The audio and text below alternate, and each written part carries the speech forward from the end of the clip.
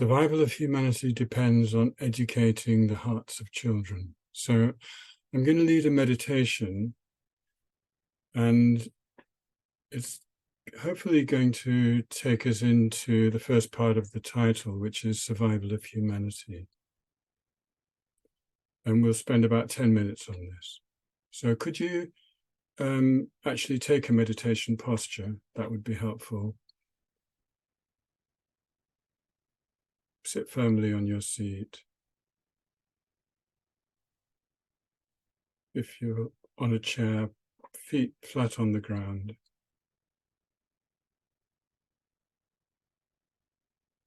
Feeling the earth beneath, the sky above, and the space around.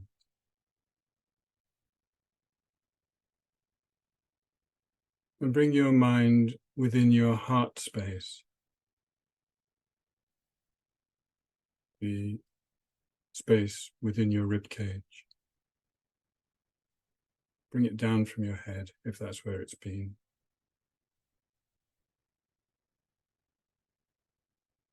And in your heart space, which you can expand if it doesn't feel big enough, just feel the energies that are moving there.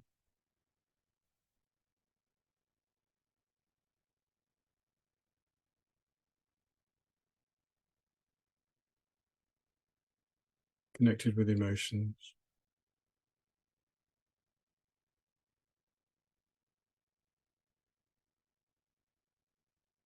And thereby bring your awareness into the present moment. Just being with these energies as they move around in your heart space. Give them plenty of room, don't restrict them. Just be with them.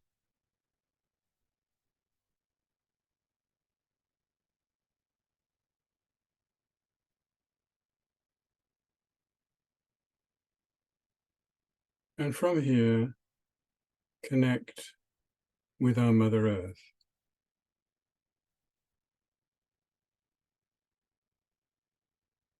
The source of all life on this planet.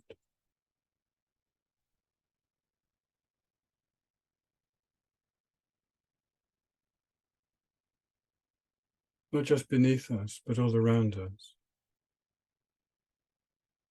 The air we breathe is part of her atmosphere.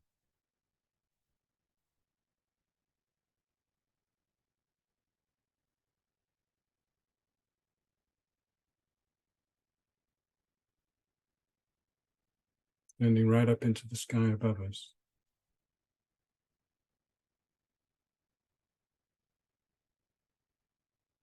And in the space around us, not just of the room we're in, but beyond the building. If you're in a city, beyond the city, reaching out to the mountains, the rivers, the oceans.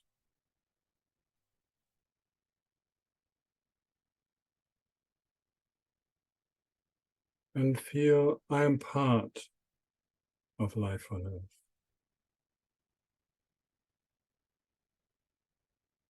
So we're not looking at it. We're connecting with a part of ourselves.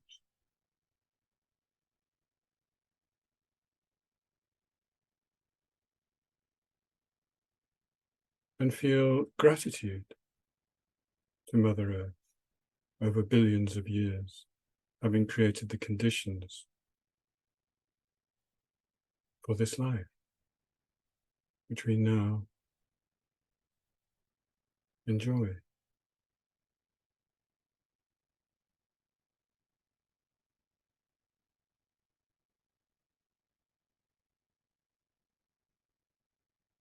Bringing your awareness back to your heart space if you've left it.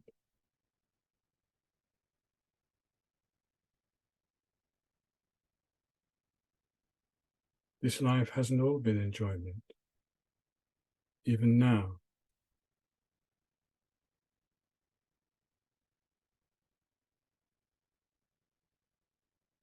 connect with one's own suffering,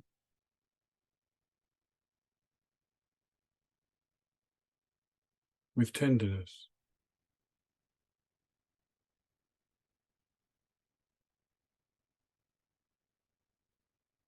In the heart space, with the energies, some of which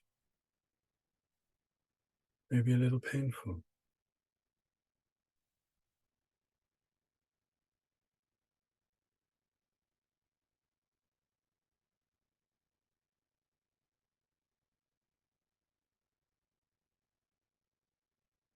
And allow the heart space to expand,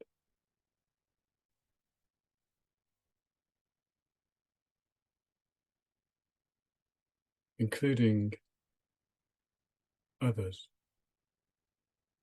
not just humans, other species, other life forms, trees, plants,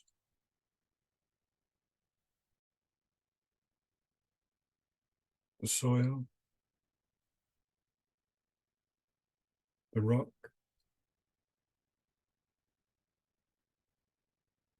the rivers, clouds,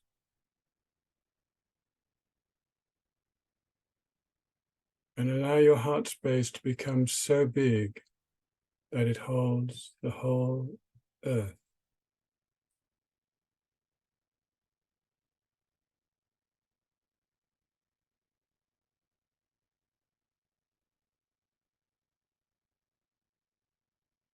We're truly part of all of life on earth.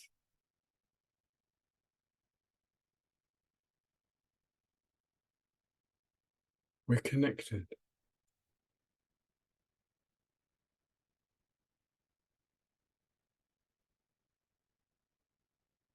In the heart space, feel the connection with all living beings.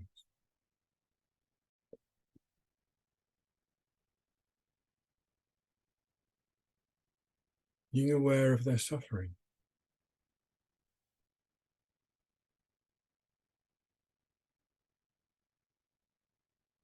Of many kinds.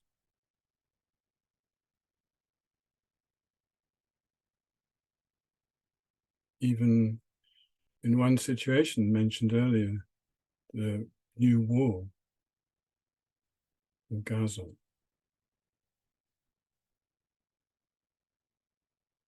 There's the suffering of dying,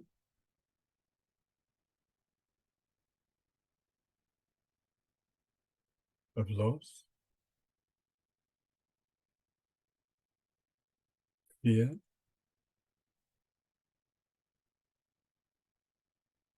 and then there's the suffering of anger.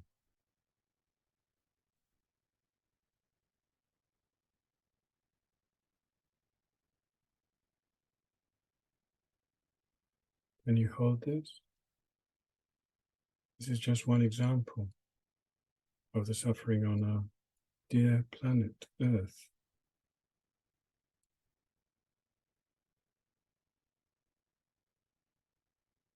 And there are many factors such that it's been called a polycrisis that we're living through.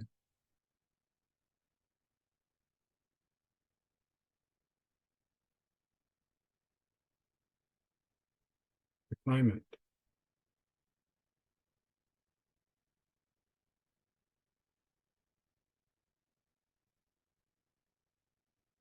ecological breakdown,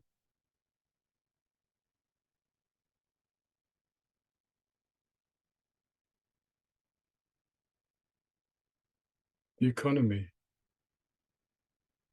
with its incredible gross inequalities,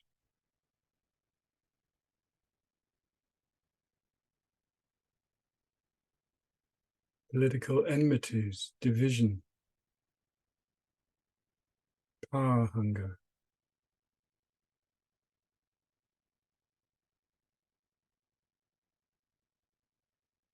and the impact globally of all these difficulties, generating trauma upon trauma in our time including in the hearts of children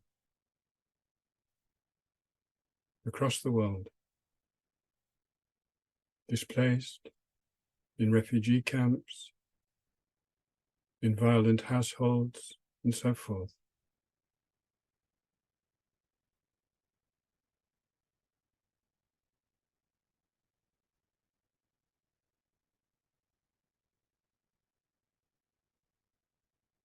We humans are not fully addressing the challenges of our times.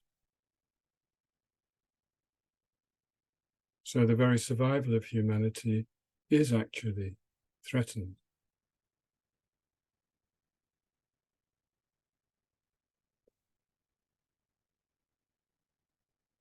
And within our own heart space, feel it now. Many different emotions can arise. Grief,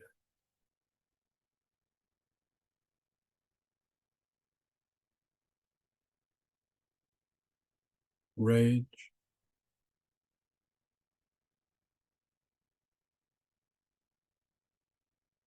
compassion.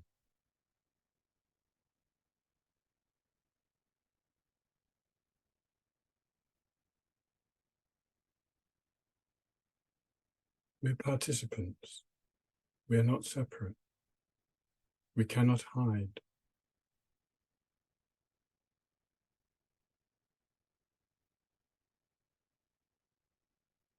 We're here, now.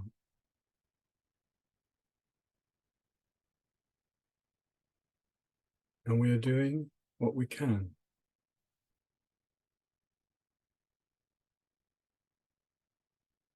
to contribute something positive.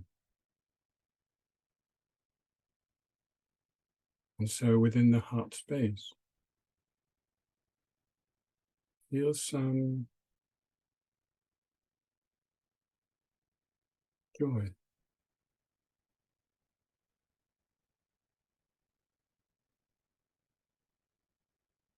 It might be quite small, but it's there.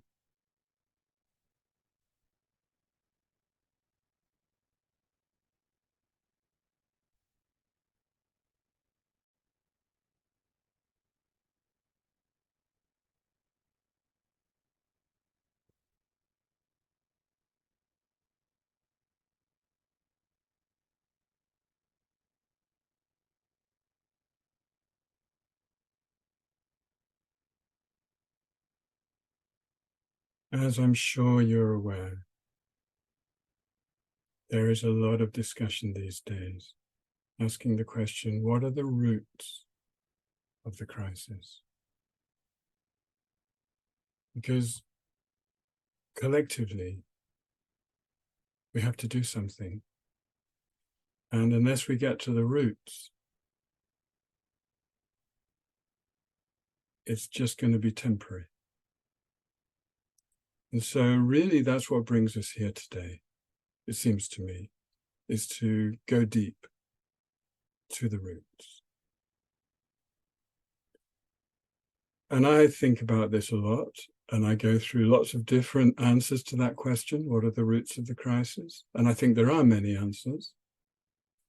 And probably many of the answers are all interconnected, actually. The one I want to go to in this short session is modernity's culture of separation. Modernity's culture of separation between humans and the earth, and between humans and life in general, and between individuals with each other. And when we talk about modernity, we usually locate the beginnings in the 18th century in Europe, Cartesian dualism. But, you know, they could justify that on the basis of, you know, in the book of Genesis in the Bible, where God said, you have dominion over the earth and the animals to humans. Isn't that part of the root of the crisis? That we've tried to control, extract,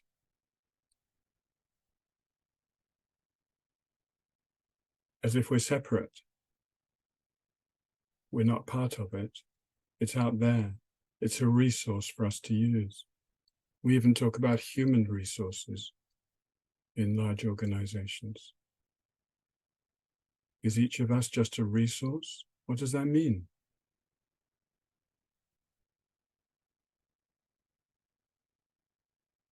But this session is also about children, the hearts of children. And I just want to share a photograph, just look at this for a little while.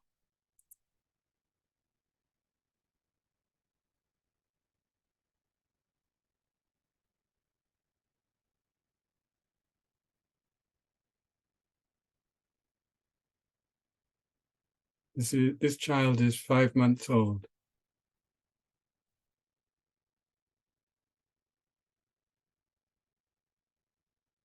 And while you look, just think about this phrase, educating the hearts of children.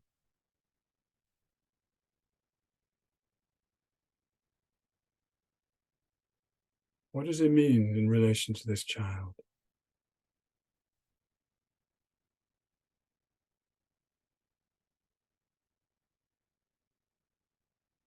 You can feel the answer in your heart, maybe. But we're going to leave him now.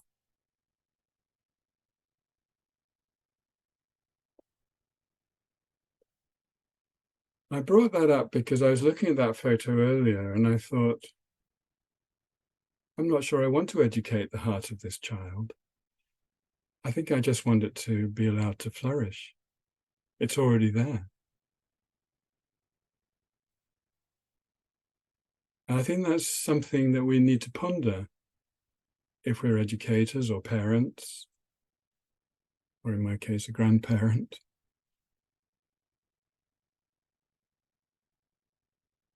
Because often education is about doing something to children.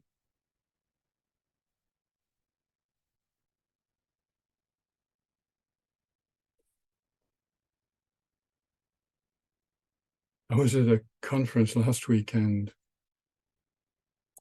about localization and the planet, and somebody said, education is the biggest crime against humanity. Quite provocative.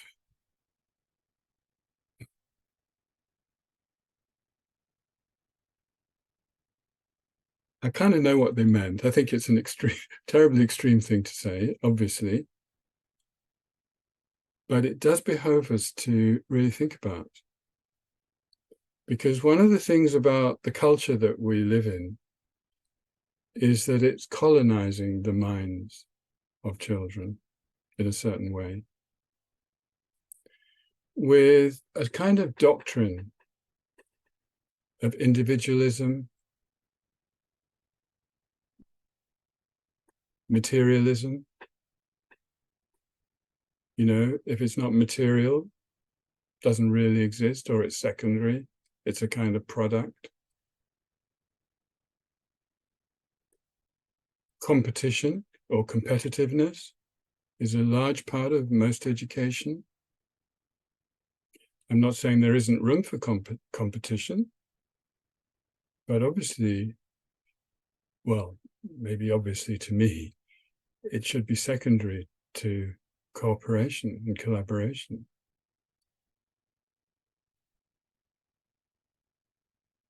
Just think about your own education.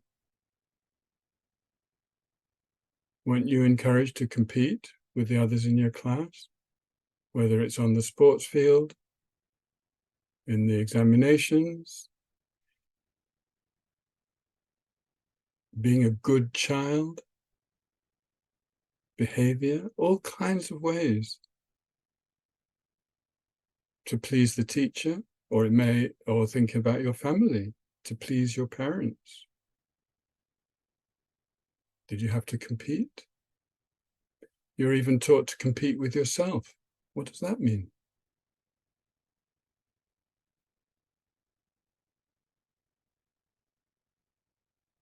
is preparing us for a world that we now inhabit. A world which is quite dominated by consumerism. Happiness comes from the more things you have. And commodifying the self. Think about social media.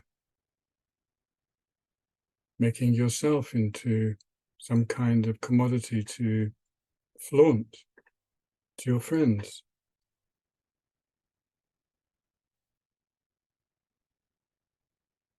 And a complete sort of bewilderment about ethics.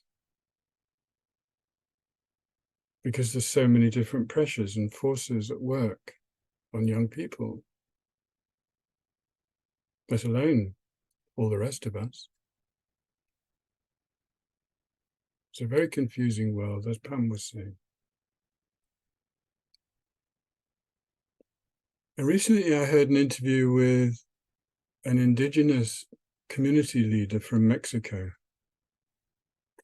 who talked about how they scrapped the schools and they allowed the children to learn according to their curiosity. I was very inspired by that. He had been a friend of Ivan Illich, who was a de-schooler in the 60s and 70s. So it was based on an ideology.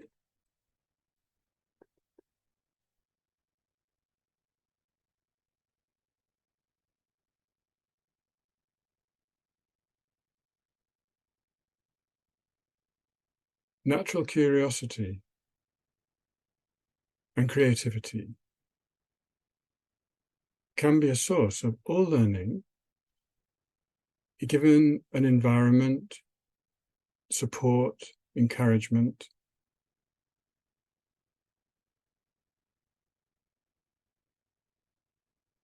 The theories of Vygotsky, the Russian educator, of just learning by being near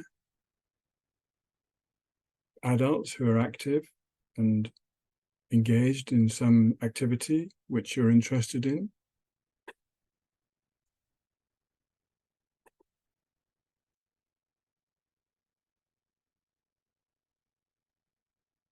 I have a 10-year-old niece who's been diagnosed as neurodivergent. And just in a conversation, she just described her school as a prison. I found that very distressing. She just doesn't want to go to school, and she's not alone. And, many different kinds of children are really averse to school because it is like a prison for them, where you learn various curricula which are nothing to do with curiosity or creativity. They're more to do with obedience, fitting in, behaving in a certain way. So from this, I come to the conclusion that rebellion against modern culture is healthy. And so when we see that in children, I think it's something that we need to really understand and respect. Whereas so often it's being put down, isn't it?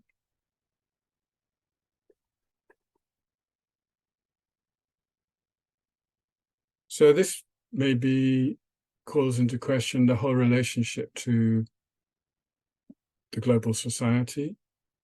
Is rage a valid emotion in the face of what's going on?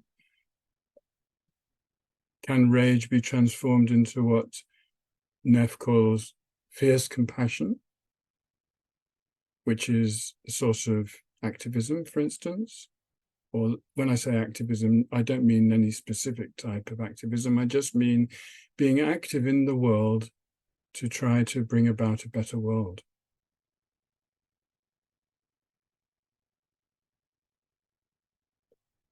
So I'm personally interested in developing community leaders for social transformation and a future eco-civilization. And this is kind of coming from an analysis of the current situation and feeling that we're actually in the process of the word collapse is a bit extreme, but some kind of disintegration. And that really, for the survival of humanity, which is part of the title of this session, educating the hearts of children means to empower their authentic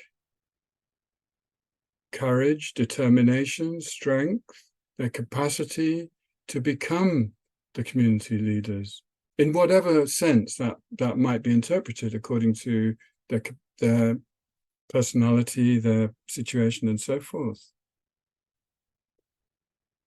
And so for me, it's about certain stages, specific skills that kids need for this world that we're in.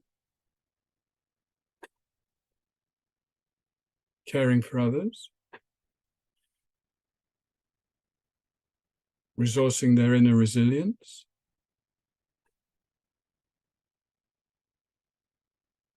learning to communicate with emotional and spiritual intelligence, respecting others, respecting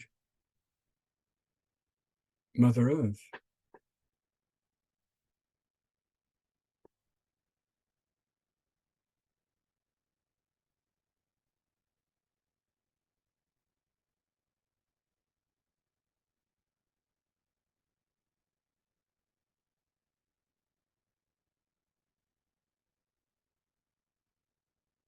I think that there will be a survival of humanity.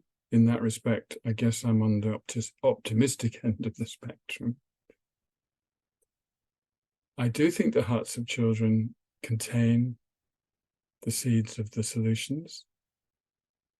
And I think it's our role as educators and concerned adults and parents and so forth to enable those hearts to flourish in relation to